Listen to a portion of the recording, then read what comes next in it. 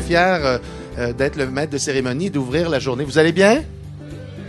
On a des gens qui viennent du Lac-Saint-Jean. Ben, levez donc la main, les gens du Lac-Saint-Jean. Merci. De la Côte-Nord aussi, quand même. Hein? De Gatineau, je crois. Oui, merci. Et bien sûr, de l'Estrie. Levez donc la main, l'Estrie. Merci. Région de Québec. Centre du Québec. Québec, merci. Centre du Québec aussi. Oui, hein? Mauricie. C'est vrai, on ne faut pas les mettre. C'est pas la même chose. Bas-Saint-Laurent. Ouais. Merci. On est en feu. Montréal. Oh yeah. Merci. D'autres régions?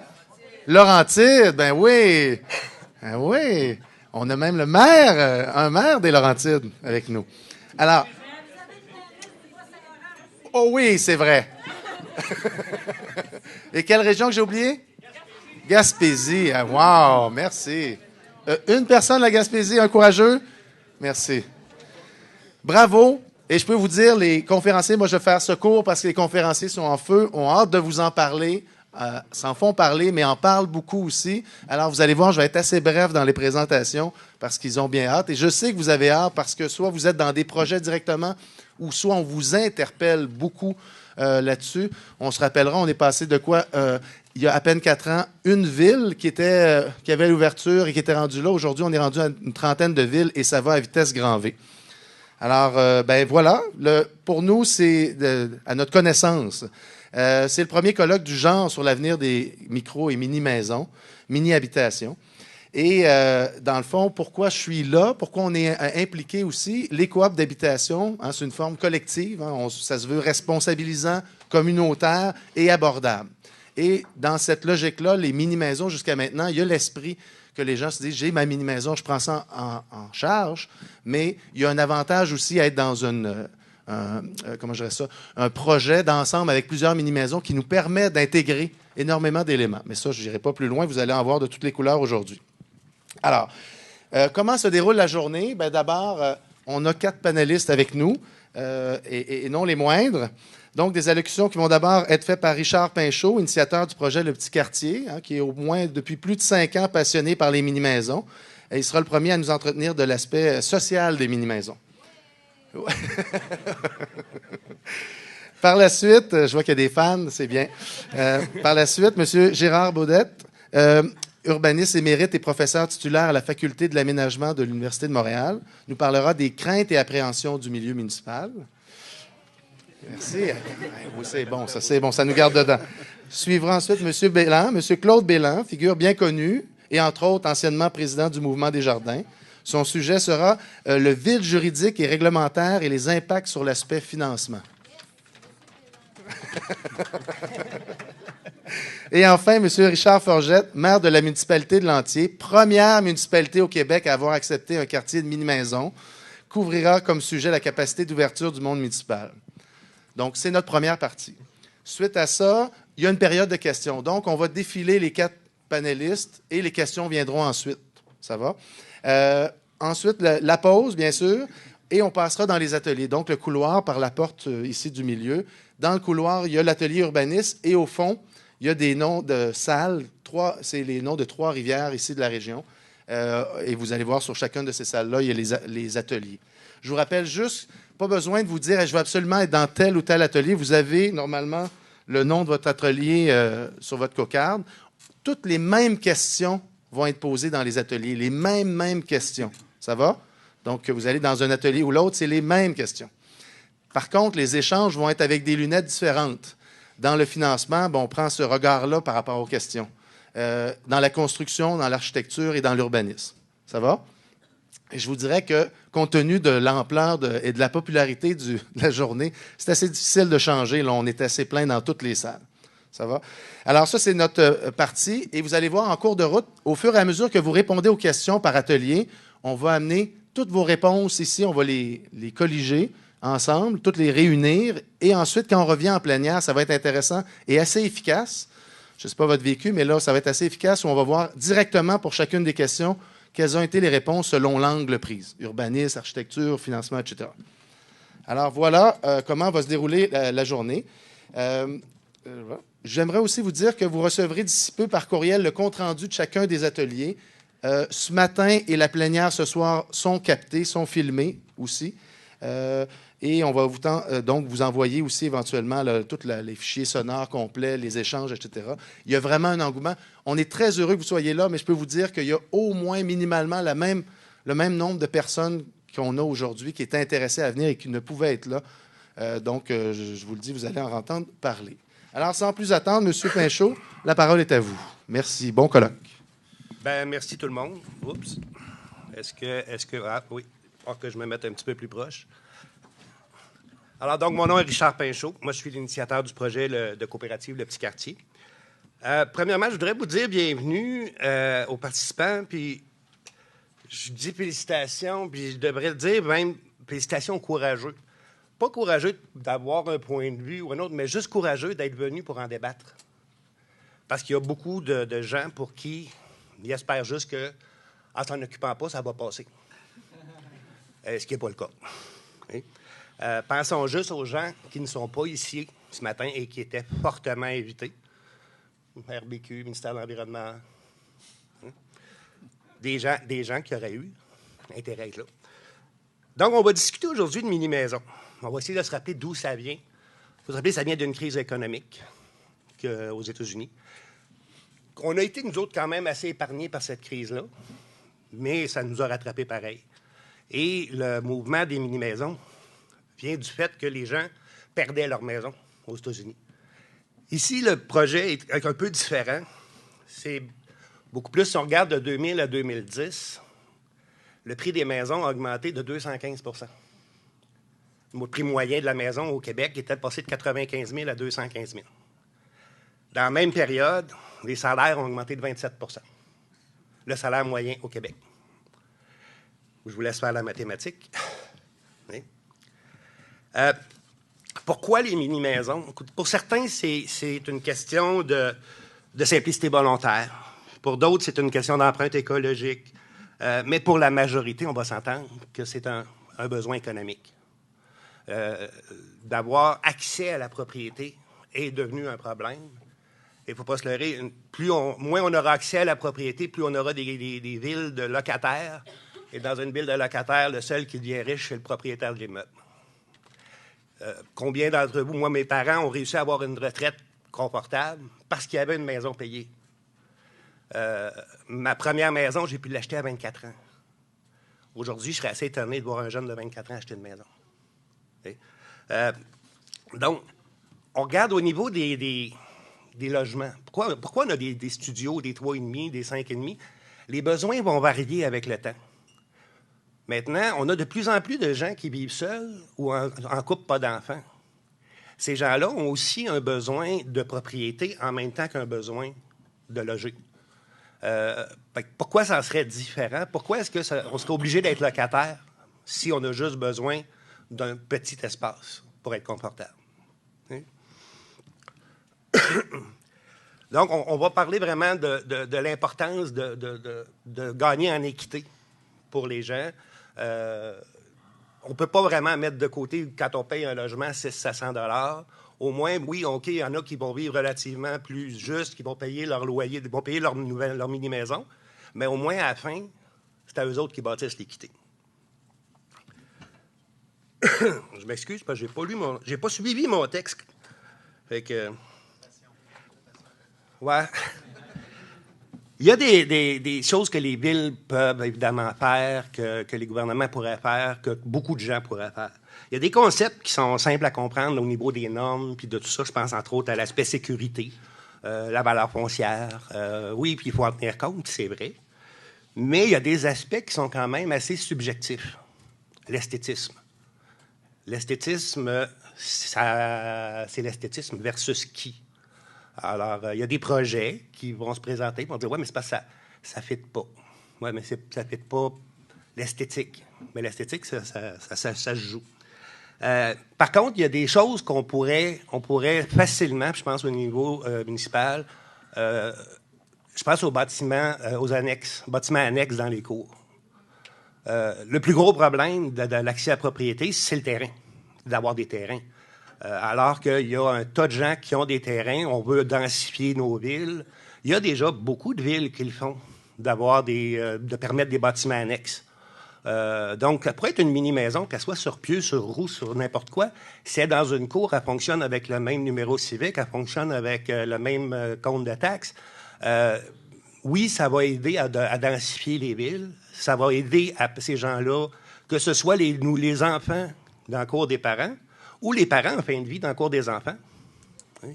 Mais au moins, ça va permettre à plusieurs de payer la maison sans avoir à payer le terrain et tous les frais d'infrastructure qui viennent avec. Ça va les aider à partir d'envie. Oui. Donc ça, c'est un aspect que je considère important. L'autre affaire, si on parle de tous les éléments de distance en termes de construction. Bon, ça prend tant de pieds entre une porte, puis un comptoir, puis un ci, puis un ça. Sur une maison de 2000 pieds carrés, on ne s'en rend pas compte. Ça a l'air même normal.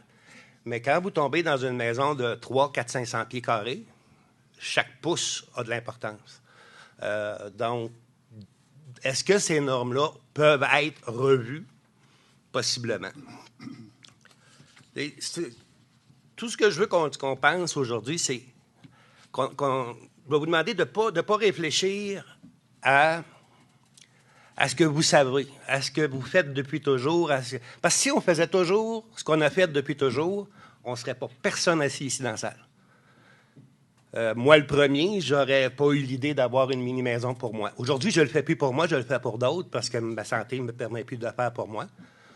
Mais je ne serais pas ici si j'avais fait ce que tout le monde fait, de la manière que tout le monde le fait.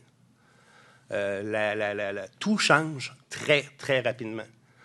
Puis je veux quand même en profiter pour dire, puis c'est pas parce que je veux têter, faites-vous-en pas, mais Sherbrooke a démontré une énorme ouverture pour nous aider dans le projet du petit quartier. Et je souhaiterais que beaucoup, beaucoup de villes aient cette même ouverture. Je vais vous laisser sur une citation caricaturée de Pierre Thibault, qu'on connaît tout ce qui est l'architecte, l'un des architectes les plus cotés ici en ce moment au Québec. Il y avait une entrevue à l'émission Radio-Québec pour lui demander pourquoi il y a des minimums de grandeur de maison. Je vous avoue, sa réponse est caricaturée. Je l'ai pris tel quel. Mettez-moi pas les mots dans la bouche, c'est les siens. Il dit « On est une société très normative, mais souvent ces normes sont complètement obsolètes. Un jour, on a demandé aux municipalités d'établir une norme. On dirait comme si un vendeur de chaussures était passé partout qui aurait vendu la même norme à tout le monde. Souvent, on se demande même pourquoi cette norme-là existe. Il faut comprendre qu'au niveau d'une ville, il y a des normes de grandeur, mais si on regarde au niveau provincial, une maison est considérée une maison à partir d'un loft de 275 pieds, et ici, il y a une chambre, 320 pieds, si ma mémoire est bonne. Donc, techniquement, une maison peut être considérée une maison à partir de là. Le reste, ça devient des éléments municipaux. Moi, je vous dirais finalement qu'il ne faut pas arrêter d'évoluer. Il faut que les normes évaluent. Puis il faut que les normes soient au service des citoyens et non pas des contraintes. Ce qui semble être parfois un élément bien simple au niveau d'une ville représente des milliers de dollars quand on vient pour l'appliquer sur un terrain et des coûts importants pour les futurs résidents. Puis je vous demande d'avoir aussi une certaine ouverture. Pensez qu'il y a plein de formes de mini-maisons, comme il y a plein de formes de maisons régulières, comme il y a plein de formes de logements, de formes de propriété, et qu'on parle de pieux, de roues, il faut quand même l'évaluer. Puis c'est ça que vous allez tous faire aujourd'hui, essayer d'échanger sur ces questions-là. Et moi, je me fais un point d'honneur à accepter ce qui va ressortir des ateliers. Ça ne sera peut-être pas ce que moi je veux, ça ne sera peut-être pas ce que moi je pense, mais aux gens qui sont ici, à la qualité de gens qu'il y a dans la salle, on a assuré d'avoir une bonne répartition de profession, de qualité, d'une répartition géographique. Je vais vous faire confiance. Je vais faire confiance que vous allez réussir à trouver un consensus pour qu'on ait au moins un point de départ quand on va se quitter ce soir. Qu'on sache à partir d'où on commence, puis qu'est-ce qu'on a à faire pour l'avenir. Alors, je vous souhaite un excellent colloque. Merci. Alors, M. Baudette, la parole est à vous. Merci. Statistique pour commencer, vous l'avez peut-être vu passer, la SCHN nous a annoncé que ces derniers temps au Canada, 20 des acheteurs de première maison n'ont été capables de l'acheter que parce que les parents ont fait la mise de fonds. Aux États-Unis, c'est beaucoup plus et c'est en croissance et on peut s'attendre à ce que ça frise les 50 avant longtemps. Et ça montre effectivement qu'il y a un problème très sérieux dans une économie qui, de toute façon, n'a pas repris depuis 2008 et dont on nous dit attendez-vous plus à ce que ce qu'on a vécu dans les 30 Glorieuses se reproduise. C'est un accident de parcours dans l'histoire de l'humanité. Donc, il faut vivre avec une contrainte dorénavant très lourde.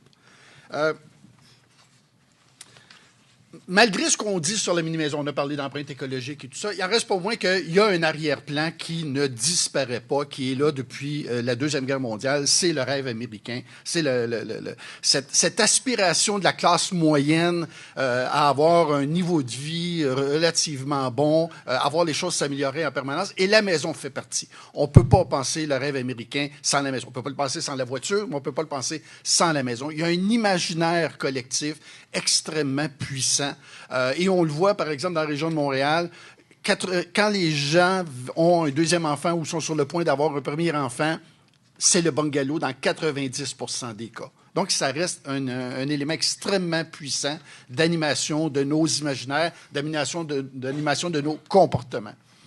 Il faut comprendre que ce rêve, c'était de dire comment peut-on faire pour qu'il y ait le maximum de gens qui puissent y participer, qui puissent justement en bénéficier de cette aspiration de la classe moyenne. Et très tôt, au milieu du siècle dernier, on s'est mis à concevoir des maisons qui sont accessibles. Ici, vous avez un des exemples les plus anciens, c'est à Ville-Saint-Laurent.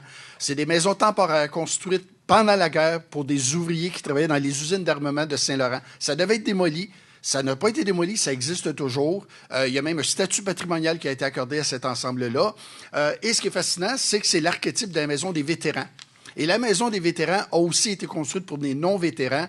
Partout dans nos villes au Québec, dans les villes industrielles en particulier, il y a des quartiers de maisons dites des vétérans qui sont pour les vétérans ou qui sont apparentés. Et c'était la formule. C'est une petite maison sans sous-sol, un étage très minimaliste, mais ça permettait aux gens d'avoir accès. Et il y avait des modalités de construction qui permettaient d'accélérer la production.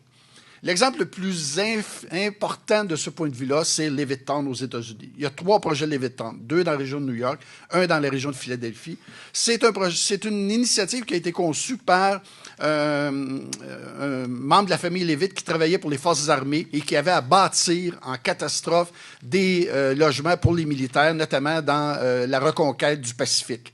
Et il s'est dit, au sortir de la guerre, si j'utilisais les moyens logistiques et technologiques qui avaient été développés dans l'esprit du Fordisme pour produire de la maison, je pense que je pourrais servir un marché considérable qui est latent de gens qui n'auront jamais eu accès à la propriété auparavant et qui, dorénavant, vont pouvoir y avoir accès. Et c'était lourdement industrialisé. Vous voyez sur une des images, tout le kit, c'est des Legos, là. Vous avez un kit de composants du bâtiment qui viennent d'être déposés sur un terrain. On construisait des maisons dans une temporalité d'à peu près l'équivalente à 3-4 heures pour une maison, tellement que c'était standardisé. Celui-là, c'est 14 000 maisons.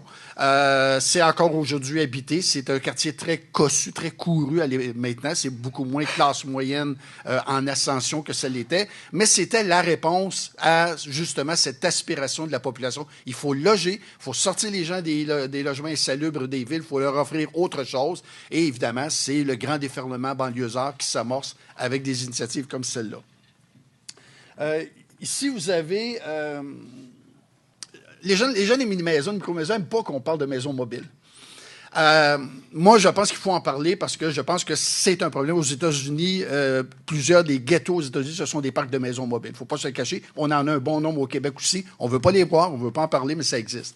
Ce qui est fascinant, c'est que les producteurs de maisons mobiles dans les années 40-50 avaient un discours, avaient une manière de présenter la maison mobile tout à fait similaire à celle qu'on utilise pour la maison.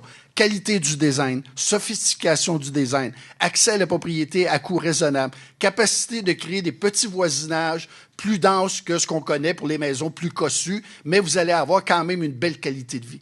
Quand on regarde là, ces images-là, on voit bien, on est sur le même univers, on est dans les mêmes paramètres de design, de fonctionnalité, de production à des coûts raisonnables pour des gens qui sont en train d'accéder à la propriété. Donc, je pense qu'il faut avoir ça en arrière-plan. On ne peut pas balayer ça du revers de la main en disant « ouais, maison mobile, ça n'a rien à voir ». Je regarde, ça a beaucoup à voir. Il y a des éléments d'affinité très forts.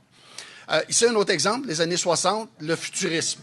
On voulait produire rapidement des cellules d'habitation. On est dans exactement le même univers, sauf qu'on s'est lassé du futurisme, on s'est lassé de l'habitat martien. Aujourd'hui, on veut une maison néo-traditionnelle, estrienne, avec petits pignons, petites lucarnes et autres garnitures du genre. Mais dans le fond, c'est la même chose, c'est qu'on habille notre cellule produite industriellement ou quasi avec des éléments décoratifs, mais on est dans le même esprit. Ça n'a pas tellement bien fonctionné.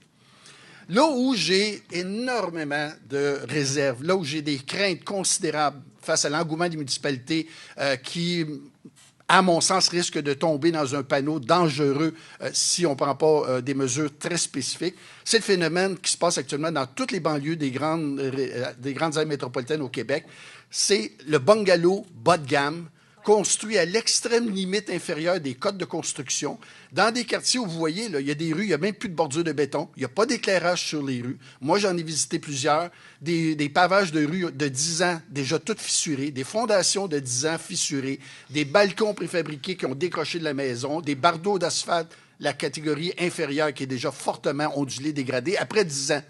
Or, dites-vous que ces gens-là, qui ont acheté ces maisons-là, sont à l'extrême limite de leur capacité de financement.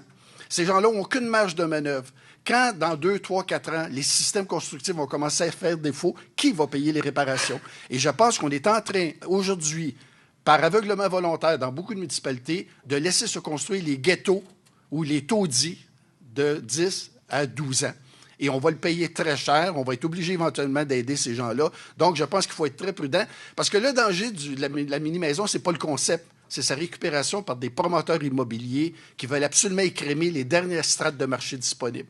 Il y avait aux États-Unis, il y a un adage aux États-Unis qui dit « drive till you qualify ». Ça veut dire « roule jusqu'à temps que tu sois capable de payer l'hypothèque ». Jusqu'à il y a 15 ans, c'était vrai. On pouvait toujours trouver la maison la moins chère possible sur le périmètre de l'agglomération métropolitaine. C'est plus possible. Fait que là, la solution, c'est pas juste conduire jusqu'à temps que tu sois capable de payer l'hypothèque, c'est conduire jusqu'à temps que tu sois capable de payer l'hypothèque de la maison cheap qu'on va t'offrir. Et ça, je pense qu'il faut être très prudent par rapport à ça. C'est pas de jouer au bonhomme 7 heures. C'est une réalité. Je l'ai constaté sur le terrain. Il y en a dans énormément de municipalités. Je suis certain que pour les aires métropolitaines des plus grandes municipalités dont vous êtes les citoyens, les représentants, on en voit déjà de ce genre de choses-là. Donc, de ce point de vue-là, la mini-maison, est-ce que c'est une réponse à un vieux problème? Oui, c'est une réponse adaptée à un problème qui est là depuis la Deuxième Guerre mondiale. Comment offrir l'accès à la propriété à des gens qui ont moins de revenus, qui ont moins de capacités financières, qui n'ont pas nécessairement l'aide de gens qui vont leur permettre de démarrer cet accès à la propriété? Mais il faut être prudent. Ça ne peut pas se faire à n'importe quel prix, ça ne peut pas se faire à n'importe quelle condition. La formule coopérative qui est présentée notamment dans le projet de Sherbrooke, pour moi, est très prometteuse. Mais en même temps, il faut faire attention parce qu'on a eu, dans les années 1940, 50, 60, des coopératives d'habitation à peu près partout au Québec qui ont produit des ensembles résidentiels de basse densité. L'image que vous avez en haut à gauche, c'est Saint-Léonard de Port-Maurice. Ces projets-là étaient très ambitieux. La Cité Jardin Industrie Centenaire, c'était le cas. Il y en a eu à Drummondville, il y en a eu au Lac-Saint-Jean, il y en a eu partout. À peu près aucun de ces projets-là n'est allé au bout de ses ambitions. Notamment, dans beaucoup de cas, on avait des projets d'équipement collectif qu'on n'a jamais pu mettre en place parce qu'on n'a jamais réussi à construire le nombre d'habitations requises qui avait été prévu au départ. Et tous ces projets-là, sans exception, ont tous perdu leur caractère coopératif, sont tous devenus des projets sur le marché. Et actuellement, à Saint-Léonard de Port-Maurice, les gens achètent une maison et un terrain, démolissent ça pour construire un Monster House. La Ville de Montréal a été obligée d'adopter des mesures pour limiter ça parce qu'effectivement, les gens perdaient leur maison parce qu'à un moment donné, quand le voisin fait grimper les valeurs foncières, vous n'êtes plus qu'à payer vos taxes, vous finissez par perdre votre maison, même si vous l'aimez bien, même si vous voulez la passer à vos enfants. Donc, même la formule coopérative n'est pas une garantie béton qu'il n'y aura pas éventuellement des problèmes. Mais je pense que c'est un minimum. Je pense que s'aventurer sur ce terrain-là, sans avoir une formule de copropriété, on risque de tomber dans le panneau de ce qu'on a connu, par exemple, avec les zones de chalets de villégiature dans les années 40-50, où n'importe quel Joe Blow construisait des chalets, des rues qui n'étaient pas aux normes, des champs d'épuration qui n'étaient pas aux normes. Les gens finissaient par transformer ça en résidence permanente. Les municipalités finissaient par ramasser le tout parce qu'il n'y avait plus de propriétaires de terrain. Puis on est pris, on n'est pas capable de desservir, on n'est pas capable de déneiger. Les champs d'épuration ne fonctionnent toujours pas. Donc, de ce point de vue-là, je pense qu'il faut être extrêmement prudent. Donc, c'est un oui, mais c'est un oui conditionnel. Merci.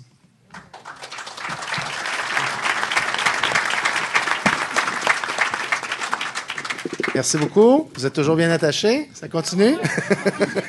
Merci, M. Baudette. Vous avez bien livré ce que vous aviez annoncé. Maintenant, comme conférencier suivant, M. Claude Bélan. Donc, je vous cède tout de suite la parole. Allez-y. Merci beaucoup. J'avais pris quelques notes, mais vous m'avez beaucoup inspiré avec votre finale. Quand vous parlez de la pérennité de l'esprit coopératif, quand on a créé des coopératives puis qui changent. Vous devinez que j'ai vécu ça. Ouais. Mais tout ça, finalement, ça revient, puis c'est l'essentiel de mon propos, ça revient à un besoin d'éducation et d'éducation citoyenne. J'entendais le recteur de l'Université de Montréal, il n'y a pas longtemps, dire « L'Université de Montréal, c'est fait pour fournir des gens compétents à nos entrepreneurs. » Moi, je pensais qu'on formait des gens pour être de bons citoyens. Et la première chose qu'on entreprend, nous tous, c'est pas de faire un commerce.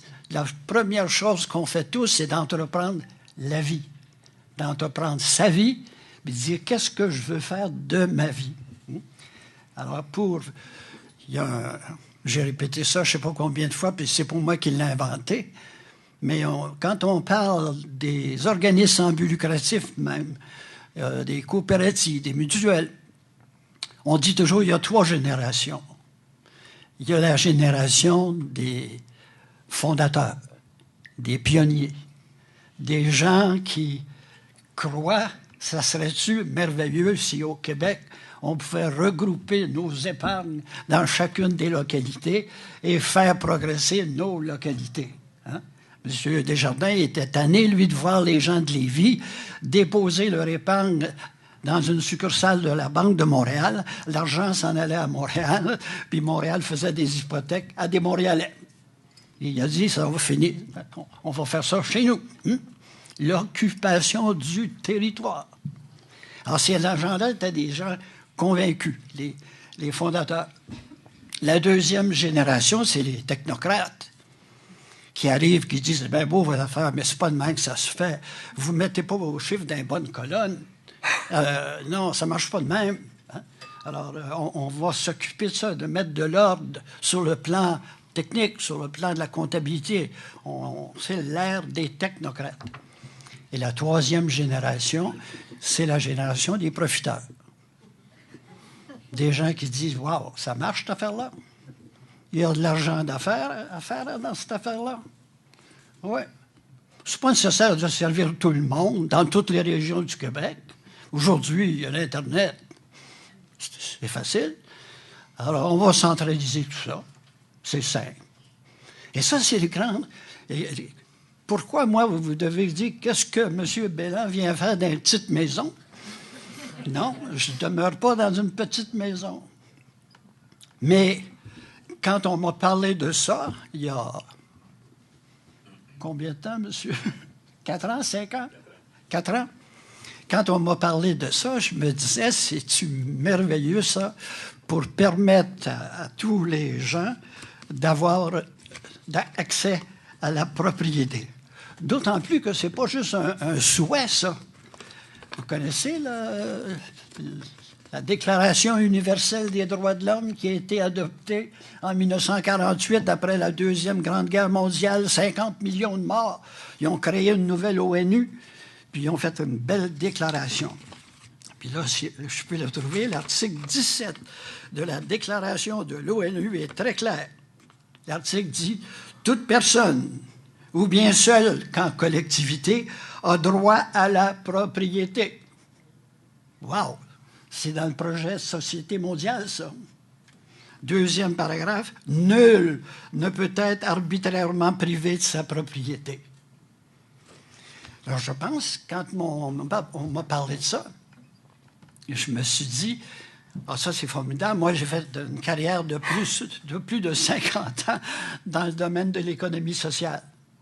Hein? J'ai appris ça de mon père, qui était un des fondateurs de la Caisse populaire chez nous, puis qui était un homme très démocrate et qui était très, très généreux. Alors, j'ai fait 50 ans. Et quand on me parle d'un projet comme ça, je me dis, wow, ça, ce serait formidable. Ça serait formidable de créer finalement aussi et de faire reconnaître par l'ensemble de la société qu'il peut y avoir des petites maisons.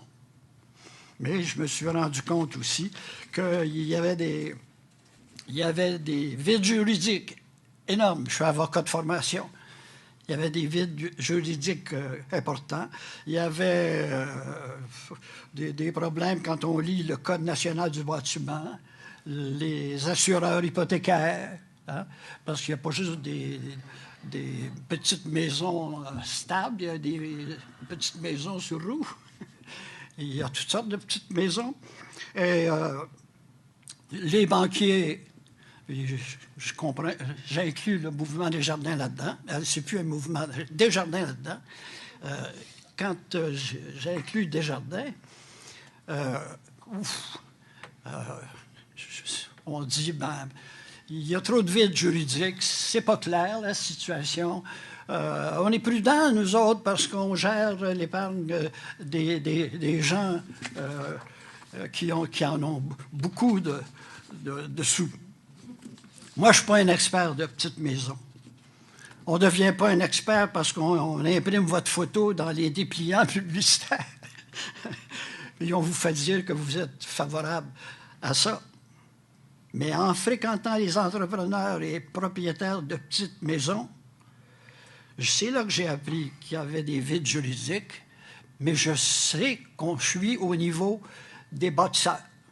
Les gens, comme vous tous, si vous êtes ici, c'est certain que c'est parce que vous voulez tous vous acheter une petite maison, mais vous voudriez permettre qu'au Québec, oui, on permet à tous, pour respecter la Déclaration universelle des droits de l'homme, on veut tous que les gens aient accès à la propriété s'ils le veulent. Et que ce soit un projet qui est tellement solide qu'on n'aurait pas besoin de faire intervenir des technocrates, puis encore moins des profiteurs. Merci.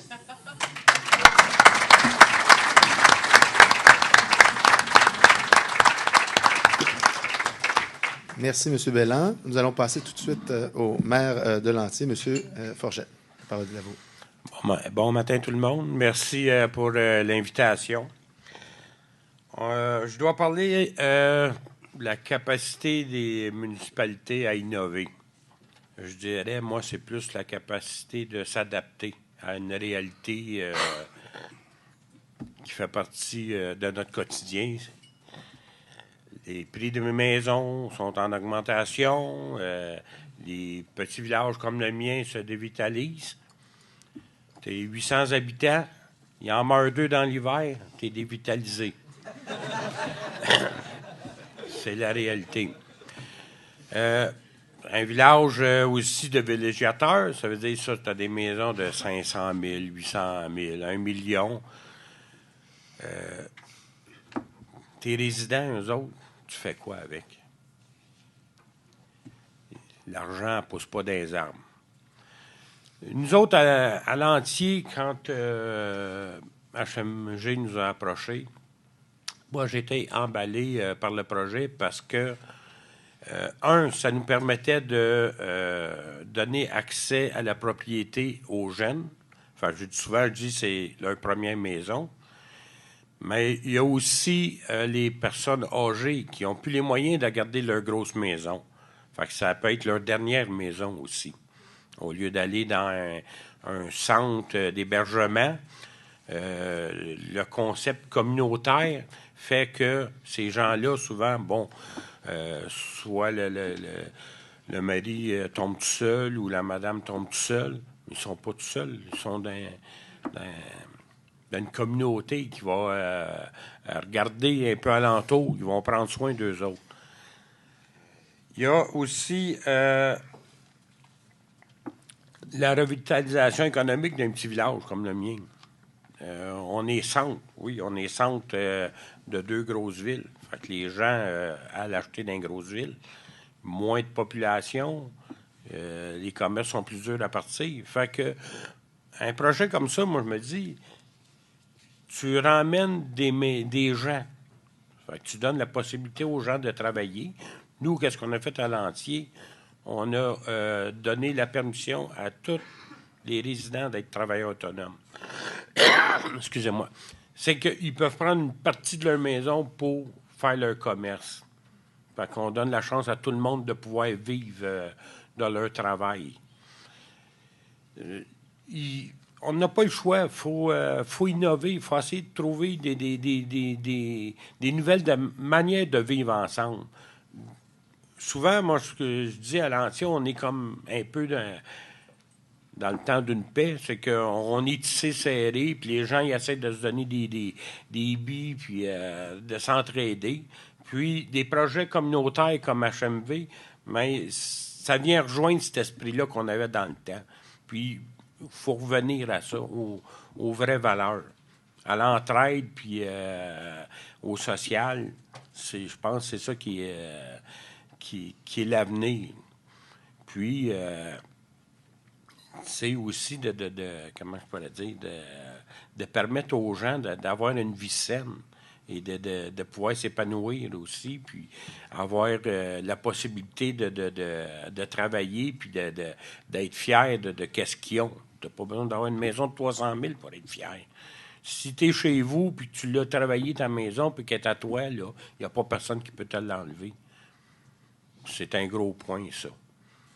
Fait que, pour moi, c'était ça qui était important quand on était approché pour ça. Puis on essaie d'innover, justement, pour pouvoir rassembler les gens, puis avoir une communauté qui soit bien, qui soit heureuse. Puis, veut pas, ça va faire du monde meilleur. J'ai pas grand-chose d'autre à dire. C'est qu'est-ce qu'on voit, nous autres, chez nous. Merci.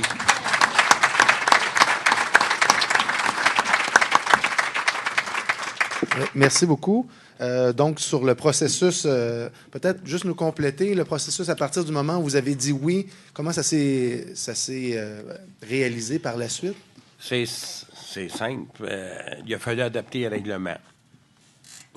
Bon, une maison, ça prend un solage, ça prend ci, ça prend ça. Mais on s'est dit, il faut aller au minimum. Si tu vas avoir un solage, oui, tu vas avoir un solage. Si tu vas avoir ta maison sur pieux, il fallait sur pieux. Si tu veux l'avoir sur une slab de ciment, il fallait sur une slab de ciment. Mais tu prends une construction qui va faire ton affaire. Oui, ça doit respecter les normes. On ne va pas avoir des maisons qui vont durer 3, 4 ans, 5 ans, puis comme je disais, le bardeau va s'envoler, puis tout. On a une réglementation. Oui, il faut passer par un PIA. On n'a pas le choix. Il faut que ça soit quand même assez homogène. Puis nous, qu'est-ce qu'on a fait? On a fait un quartier éco-résidentiel. Fait que c'est regroupé.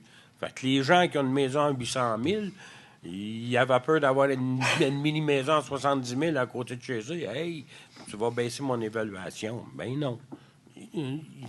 On a développé un quartier exprès pour ça.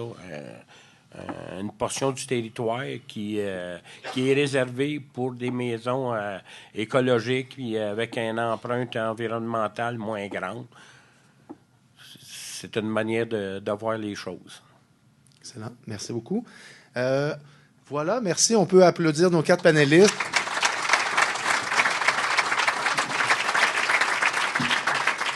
Pour la prochaine partie, c'est la période de questions. Je vais vous inviter, il y a 2 micros. Je vous rappelle quand même de vous présenter au micro, de poser votre question de manière assez courte et concise, parce que l'idée, c'est d'avoir leur vision. Parce qu'après, nous, après la pause, on va en atelier, on a, avant le dîner et après le dîner, assez d'espace là, pour échanger.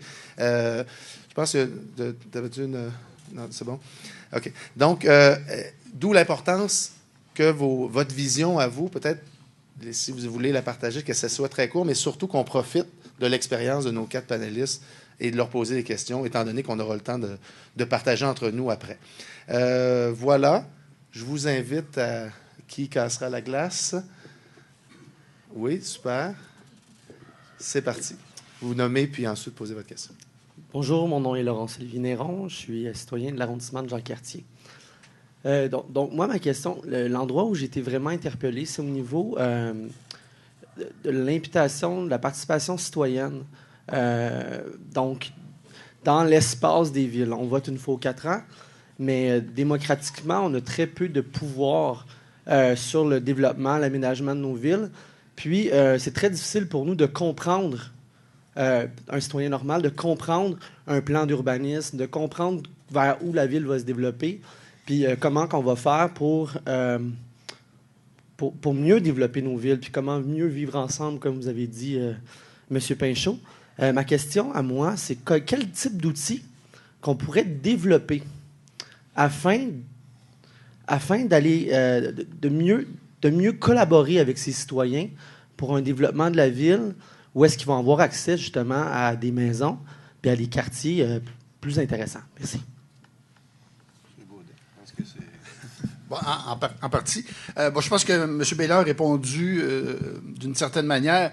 La citoyenneté, ça se construit. Être citoyen, ça s'apprend. On est citoyen, mais on n'est pas nécessairement un citoyen très brillant quand on est. Donc, il faut développer sa citoyenneté.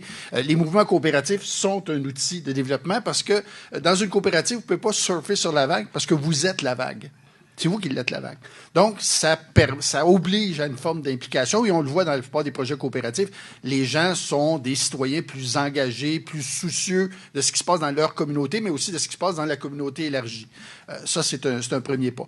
Pour ce qui est de la compétence, je vous dirais que moi-même, des fois, je lis des avis de modification de projets d'urbanisme dans des quotidiens à Montréal, puis je ne sais même pas ce qu'on est en train de faire. Je ne comprends même pas moi-même. Donc, là-dessus, on a beaucoup de chemin à faire, je pense, pour rendre les choses plus accessibles.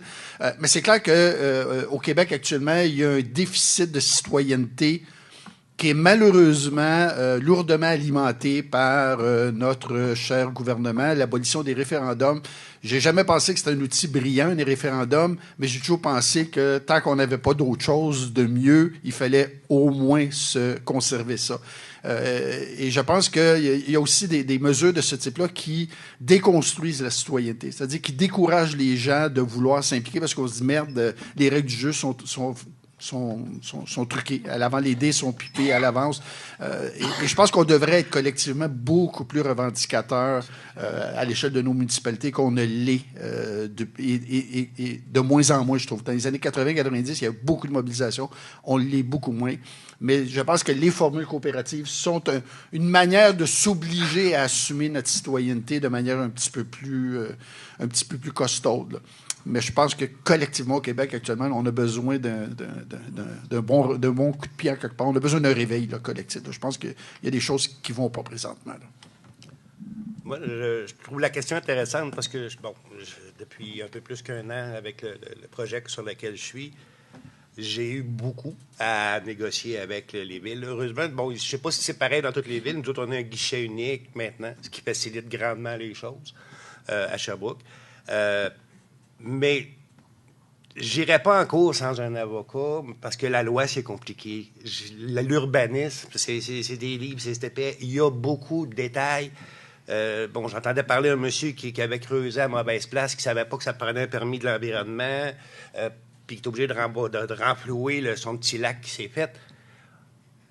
Je pense que quand on veut s'attaquer à un dossier d'urbanisme, ça prend un professionnel pour nous accompagner, au même titre que j'ai besoin d'un avocat si je vais en cours, si je veux vraiment bien me défendre. Ça sert à ça. On a tendance à à vouloir pas nécessairement... on simplifie trop les choses. On voit ça beaucoup plus simple que c'est en réalité. Moi, ça m'a pris que je mette les deux pieds dedans pour me rendre compte de l'énorme complexité des liens qui existent, les interconnexions. Écoutez, ça devient fou. Mais je pense qu'on peut pas demander à un citoyen de comprendre nécessairement tout ça. Je pense que il faut qu'il existe. Il y a des urbanistes, puis il faut s'en servir. Permettez que j'ajoute. Je pense, c'est vrai qu'on ne peut pas enseigner ça Moi, je me souviens, il y a peut-être 20 ans, un de mes petits-fils m'avait demandé mon âge. Hein? Alors, je lui ai dit mon âge, puis là, il me regarde avec ses grands yeux, puis il dit « Wow, grand-papa, t'as duré longtemps! » Mais ça m'a fait réaliser que j'avais vécu, moi, 3 périodes très différentes. Hein? Avant 60, de domination des valeurs religieuses, cohésion sociale très forte. Personne ne voulait aller en enfer. On allait à la messe tous les dimanches. Toutes les écoles étaient dirigées par des religieux, les hôpitaux par des religieuses. J'ai vécu ça. 1960 jusqu'à 75, là, je suis adulte commençant, et révolution tranquille. On civilise, c'est-à-dire qu'on remet aux civils les institutions. Hein, l'éducation passe entre les mains des civils, les hôpitaux aussi, on civilise. Et en 1975, le fameux basculement du monde. Nixon décide aux États-Unis, lui qui avait pris l'engagement d'assurer la stabilité monétaire partout dans le monde. Vous savez qu'à cette période-là, on a connu 30 années glorieuses. Aux États-Unis, on avait la social-démocratie. Il y a un livre qui s'appelle « L'Amérique que nous voulons », écrit par Paul Krugman. C'était la classe moyenne qui était la classe dominante. Hein? Pourquoi tous les citoyens voulaient ça? Mais les citoyens, c'est des animaux raisonnables. Hein? On définit l'homme, puis la femme aussi, comme un animal raisonnable. Et l'animal, lui, il vit par ses instincts. L'instinct de domination. On veut tous, on ne se laisse pas faire.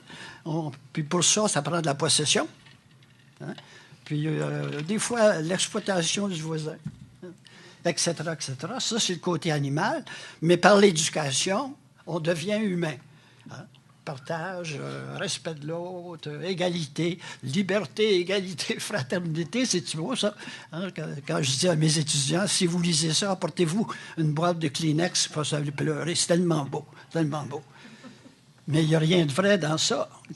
La liberté, c'est pas tout le monde qui l'a. L'égalité, on n'en a plus.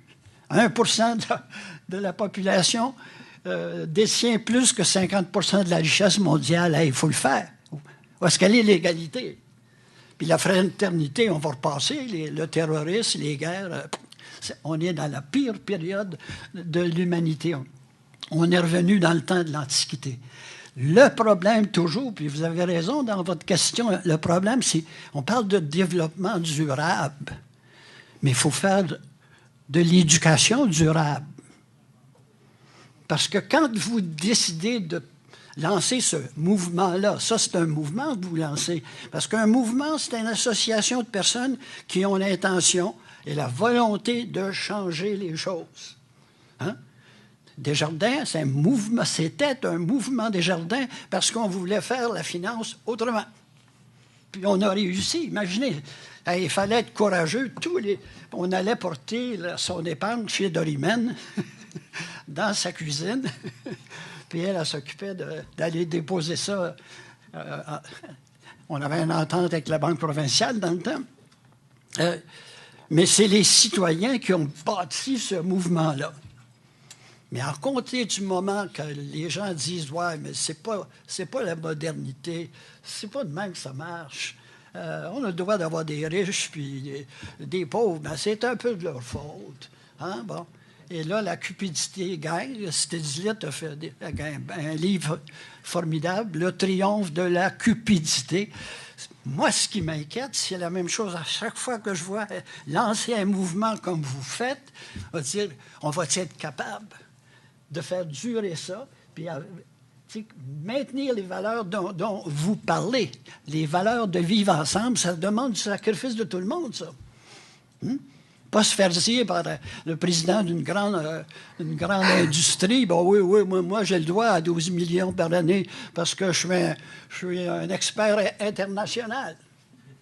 Alors, on n'est pas beaucoup ici des internationaux, hein? On n'a pas droit, nous autres, à des salaires de millions. C'est un monde qui est rendu, qui ne résonne plus. Et donc, c'est un gros problème d'éducation. Un gros problème d'éducation citoyenne. Il me semble que ça, c'est ce qui assurerait la pérennité du mouvement. Puis, il y a un aspect qu'il ne faut pas oublier. Si on veut que le Québec se développe bien, il faut occuper le territoire. Ça peut s'occuper aussi certains terrains, certains bouts, par des petites maisons. L'occupation dynamique du territoire. Je dis dynamique parce que pour occuper le territoire d'une façon dynamique, ça prend des citoyens puis des citoyennes dynamiques. Ça ne prend pas des clients, ça prend des membres. Le nouveau président du mouvement Le Jardin a des bien bonnes intentions. Puis j'ai eu la chance de le rencontrer. Puis on a beaucoup jasé. Puis à la fin, il me disait, mais comment je peux faire pour remettre Desjardins dans le cœur des Québécois? Puis après, il y a pensé, je lui ai dit, ben, tu sais, tes prédécesseurs, ils ont transformé les membres en clients. Toi, ton défi, c'est de transformer les clients en membres. Oui. Et ça, c'est très, très différent. Mais je trouve qu'il faut profiter de ces exemples-là. C'est trop triste de voir que ce qu'on a créé comme principale institution financière au Québec, de voir que non, on va imiter les autres sur le plan de l'égalité, non, parce que les politiques de rémunération, c'est les mêmes maintenant quasiment que dans les banques, etc., etc. On veut imiter les gros pour montrer qu'on est gros aussi. On ne tient pas à être gros, on tient à être utile à tous les Québécois, à toutes les Québécoises. Et ça, c'est une grosse bataille de tous les jours qui doit s'enseigner dans nos maisons d'enseignement jusqu'à l'université. Autrement, on va faire comme tout le monde, on va passer les 3 étapes. Les bâtisseurs, les technocrates, puis les profiteurs. C'est tout. Merci.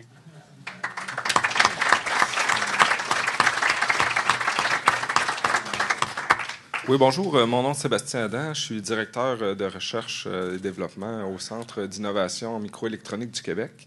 Je vais vous sortir peut-être un peu de votre zone de confort, mais ça va avoir un lien avec ce que vous dites.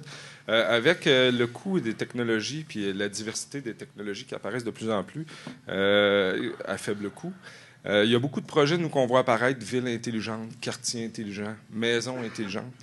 Et puis, des projets intéressants, justement, au niveau des petites maisons comme ça, des mini-maisons, où est-ce que, par exemple, on a des partenaires qui seraient intéressés à dire comment faire pour développer, par exemple, une maison comme ça. Pour des gens, peut-être, justement, c'est leur dernière maison.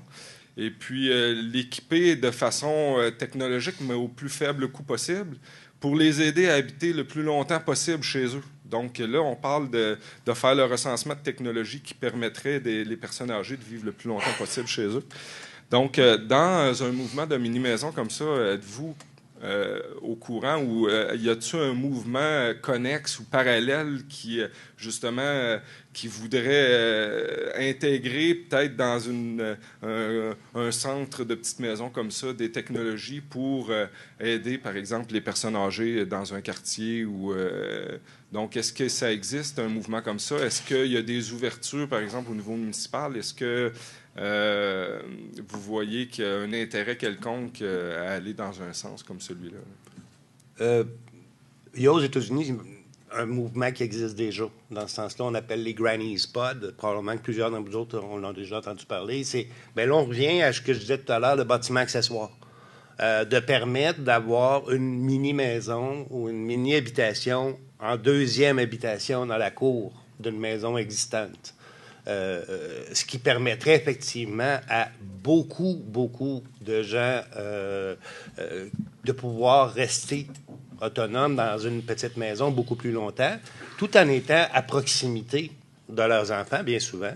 À un moment donné, on a envoyé toute l'idée de la bigénération. Les maisons bigénération avaient beaucoup d'avantages, mais avait un des inconvénients, c'est d'être connectés une sur l'autre. Et puis là, autant je pense que d'un côté comme de l'autre, les gens sentaient peut-être un peu moins leur autonomie ou leur indépendance. Même si la maison est petite, les granny spots aux États-Unis existent, ça s'en fait régulièrement. Il y en a plusieurs qui sont technologiquement très avancés pour aider pour les personnes à mobilité réduite. Donc, tout est réfléchi, tout est pensé de façon différente. On va parler de commandes vocales. Oui, ça existe déjà aux États-Unis.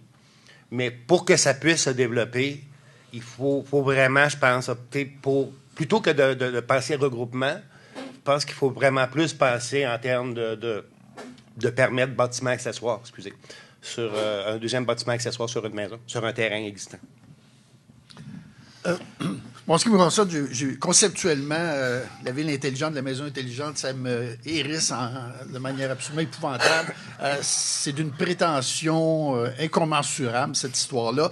Et c'est un marché gigantesque. Les municipalités sont en train de tomber là-dedans à tour de bras. Elles se font avoir systématiquement. Regardez tous les grands systèmes qui devaient régler tous les problèmes de paye au fédéral, les problèmes de simuler à l'université, ça a coûté 4 fois plus cher. Donc ça, pour moi, là, touchez pas à ça. Il ne faut pas toucher à ça. Par contre, ce qui est intéressant, je suis membre du prix de mérite ovation de l'Union des municipalités du Québec depuis 6 ans. On va passer de plus en plus d'initiatives de municipalités qui décident de rapatrier tout ça à l'interne. Parce qu'il y a une génération de jeunes fonctionnaires, de jeunes professionnels qui sont en très, très grande maîtrise et qui ne sont pas des affairistes, qui sont des gens qui travaillent pour le bien public. Et on le voit, les municipalités s'échangent ça. Ils font du développement extraordinaire. Ils les donnent gracieusement aux autres municipalités. Et je pense que c'est un créneau à explorer parce que la maison soit dotée de dispositifs, c'est une chose, mais que des collectivités de maisons soient dotés de dispositifs qui permettent de mieux arrimer les collectivités avec notamment la municipalité, avec les services de la municipalité, en tout genre. Là, ça peut être la bibliothèque, ça peut être les services d'urgence, ça peut être les soins médicaux, etc. Je pense qu'il y a là quelque chose à réfléchir, mais je pense qu'on devrait privilégier une réflexion à l'interne des municipalités. Je pense qu'on devrait être en maîtrise totale de ces histoires-là, arrêter de se faire exploiter par les grandes firmes qui ont toujours une facture d'extra à nous présenter, puis qui ont toujours intérêt à ce qu'on ne maîtrise pas la bébelle. Il faut qu'on soit dépendant d'eux. Et ça, je trouve ça assez scandaleux. D'ailleurs, moi, si j'avais été à la commission Charbonneau, je vous garantis qu'il y aurait eu un chapitre sur l'informatique au Québec, dans les grandes entreprises, dans les universités, dans les municipalités. Donc, de ce point de vue-là, il faut être prudent. Mais je pense qu'il y a quelque chose à faire pour rendre les communautés plus fonctionnelles. Je ne dirais pas plus intelligentes. Je pense qu'on est capable d'être intelligent sans gadget, mais plus fonctionnelles. Puis il y a beaucoup de municipalités qui, je pense, sont prêtes à travailler dans ce sens-là. Il y en a déjà qui le font. Là, il s'agirait de voir comment ce genre de mouvement-là, ce genre de projet-là peut venir s'insérer dans des dispositifs comme ceux-là.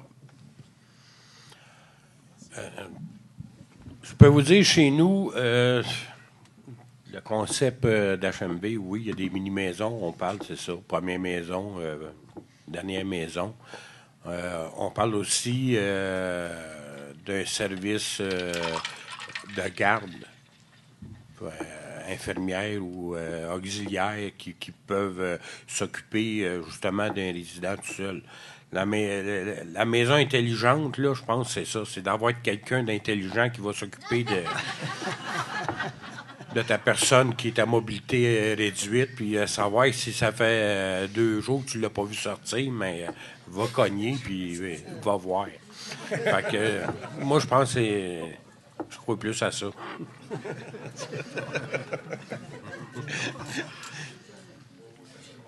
Merci. Julie Tremblay, urbaniste de la ville de Lévis. Alors, bravo aux initiateurs du colloque parce que en urbanisme, effectivement, le monsieur ici à côté le dit, c'est pas toujours évident pour les citoyens. Puis, nous, les urbanistes, on essaie de vulgariser nos propos. On est prêt avec des lois. Alors, je pense que le colloque est intéressant parce qu'on en parle beaucoup des mini-maisons. Je pense qu'il y a eu un reportage pour votre municipalité. Alors, c'est dans un milieu rural. Hier, j'arrivais ici, je me disais, bon, Lévis, est-ce que je viens là? Qu'est-ce que je viens faire? Qu'est-ce que je viens chercher? Je suis très étonnée de voir la participation de toutes les régions.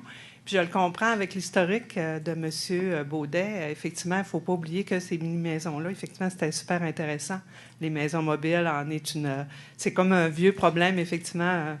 Alors, l'accès à la propriété, moi, j'ai retenu de vos propos la communauté, l'importance de la communauté pour ces projets-là, le côté social, être innovateur, droit à la propriété, etc. Moi, je dirais, oui, c'est vrai qu'on est technocrate au Québec, puis on essaie de tout normer, mais je me dis quand même que ce colloque-là est intéressant, puis l'Ordre des urbanistes pourrait peut-être nous aider à réfléchir aussi, parce que l'important, c'est de faire des projets avec une qualité de vie, avec une âme. Alors, il ne faudrait pas qu'il y ait des mini-maisons un peu partout, sans réflexion non plus. Donc, je pense que c'est autant intéressant dans les milieux ruraux, que Sherbrooke, il me disait tantôt que c'est un milieu urbain. J'ai hâte de voir, je ne sais pas si on va avoir une présentation de leur projet, mais je pense effectivement que c'est important. Il faut cumuler tous les concepts, là. Une qualité de vie, la communauté, et pas faire des projets non plus instantanés que les promoteurs nous guettent pour aller un peu partout dans les municipalités aussi. Donc, j'ai hâte de voir les concepts qui sont réalisés. Est-ce qu'il y en a beaucoup au Québec? 30 municipalités, on nous a dit qu'ils avaient pris le poste, et j'ai été surprise d'entendre ce chiffre-là. Donc, ça veut dire qu'il y a un besoin. Puis oui, il faut être innovateur, mais en même temps, il faut avoir une bonne réflexion pour que les gens qui auraient accès à la propriété, qui est une belle valeur en urbanisme, effectivement, et sociétaire, mais il faut aussi les mettre dans un beau milieu de vie. Alors, verdure, plantation, trottoir, etc., etc. Puis des maisons qui sont un petit peu plus intéressantes peut-être une maison mobile qui est intéressante, mais un peu plus intéressante. Là. Merci. Je voudrais profiter de l'occasion pour revenir sur la citation de Pierre Thibault. C'est vrai qu'il y a des normes. C'est vrai qu'en urbanisme, il y a beaucoup de normes. On est incapable de savoir d'où ça vient. Et très souvent, c'est parce qu'il y a quelqu'un qui l'a pondu, puis tout le monde a dit, s'ils le font, ça doit être bon. On le fait nous autres aussi. Et donc, tous les municipalités font exactement la même chose. Bon, on ne sait pas, par exemple, pourquoi une marge de recul de 7 mètres en avant des maisons. Essayez de me trouver d'où ça vient. C'est impossible. C'est impossible. Tant de cases de stationnement par telle superficie de commerce, c'est impossible. Il y a des gens aux États-Unis qui ont essayé de trouver le chaînon, la source, là, et c'est impossible à trouver. Mais il faut se rappeler d'une chose. C'est pas pour rien que c'est apparu. À Montréal, à la fin du 19e siècle, début 20e siècle, dans les quartiers ouvriers, il y avait ce qu'on appelait des maisons de fond de cour. Puis dans certains quartiers plus défavorisés que d'autres, il y avait 2 rangées de maisons de fond de cour. Et la deuxième rangée était adossée à des maisons de fond de cour de l'autre bord, puis à 2 maisons latérales. Ce qui fait que pour un logement de 4,5, vous aviez une porte, une fenêtre comme ventilation, puis il y avait des latrines dans les cours. C'est pas pour rien que ces normes-là sont apparues. On avait construit des niveaux d'insalubrité dans le cadre de la Révolution naturelle absolument épouvantables. On n'approcherait même pas ces îlots urbains-là, nous, avec nos sensibilités d'aujourd'hui. Donc, c'est apparu pour ça. Est-ce que c'est excessif? Oui. Est-ce que ça doit être revu? Oui. Mais il faut se rappeler pourquoi c'était là. C'est pas gratuit. C'est pas juste pour faire vivre un fonctionnaire qu'on a fait ça. Il y avait des réalités. Donner un exemple. Moi, j'ai travaillé pendant des années dans le Vieux-Terrebonne. Il y a des remises dans les cours arrière du Vieux-Terrebonne qui sont superbes. D'un point de vue patrimonial, c'est extraordinaire. Le problème, c'est s'il n'y a pas d'usage, on les perd. Et moi, depuis longtemps, je militais à Terrebonne pour qu'on permette une double occupation des terrains. Ça pouvait être un bureau, ça pouvait être une annexe d'une petite auberge, ça pouvait être un logement en bonne et due forme. Ça a pris des années avant que la Ville dise « oui, on va tester, oui, on va tenter la chose ». Maintenant, ça se fait. On sauve des remises extraordinaires. Il n'y a rien qui empêcherait éventuellement d'ajouter des bâtiments dans ces cours arrière-là, parce qu'il y a des terrains qui sont immenses. C'est des espaces d'une qualité pour la qualité de vie absolument extraordinaire, avec une végétation qu'on ne peut même pas imaginer. Donc, il y aurait moyen de venir insérer dans des trames. Et des villes comme Sherbrooke, comme Drummondville, comme Victoriaville, comme Saint-Jérôme, où on n'a pas de la densité comme à Montréal, on n'a pas la mitoyenneté qui bloque complètement les fronts sur rue. Il y a beaucoup d'espace dans les cours arrière. On peut facilement y accéder en contournant la maison. On n'est pas obligé d'avoir des ruelles, on n'est pas obligé. Donc, il y a là des potentiels latents, des espaces qui ne demandent pas mieux que d'être mieux et plus appropriés. Il faut le faire intelligemment. Il faut le faire en ordre à peu près convenable, mais moi, je pense qu'il y a là des laboratoires qu'on devrait explorer en parallèle avec des projets comme celui qui a été initié, où là, c'est carrément une communauté qu'on crée, mais il y aurait moyen de venir s'insérer dans des communautés existantes. Je pense que les potentiels sont là. Je pense qu'on pourrait assez facilement, effectivement, développer des modus operandi qui soient rassurants, notamment pour ceux qui peuvent avoir des craintes. Merci. Oui. Bonjour, Guillaume Lessard. Je suis avec l'ARPAN, une firme d'urbanisme à but non lucratif. Je trouve ça, bravo d'abord pour la présentation. Je pense que vous avez bien mis la table pour tout ce qui s'en vient. Puis moi, ce qui m'a surtout frappé, c'est regarder ça dans une autre échelle aussi, justement. Le projet de Sherbrooke, finalement, c'est un peu une première étape qui donne de la crédibilité, de la confiance dans le mouvement, puis qui va permettre, justement, puis je suis content que vous l'ayez mentionné, M. Pinchot, M. Baudet, éventuellement de faire des annexes résidentielles, du logement accessoire et tout, parce que finalement, c'est un peu ça le nerf de la guerre. Parce que les gens qui vieillissent veulent vieillir en place, veulent garder leur terrain souvent. Les jeunes comme nous, souvent, on n'aura pas les moyens de s'acheter une habitation. Vous l'avez très bien mentionné, les statistiques parlent. Puis dans le contexte du vieillissement de la population, bien, faire du développement intercalaire, donc dans des espaces qui sont disponibles, sur des grands terrains, faire un logement en arrière et tout. Mais ça prend aussi puis je pense que ça a été bien noté par la dernière intervention, ça prend une implication finalement des considérations urbanistiques. T'sais. Il faut que ça soit bien fait, puis il faut que ça soit fait en conscience de l'espace dans lequel ça s'insère, en respect du tissu du quartier. Il y a toute la question de l'acceptabilité sociale des projets. Il faut que les gens du quartier aiment le projet, sinon ils peuvent s'opposer, puis c'est pas ça qu'on veut finalement. On veut que ça s'insère, on veut que les gens aiment ça, puis on veut que ça contribue à une meilleure vie de quartier. Puis je pense que justement, le rôle des urbanistes, puis des sciences sociales, puis aussi, là, ça va être tout le mouvement qui se lance, là, la masse critique, les entrepreneurs, le financement, tout va suivre finalement pour créer un mouvement.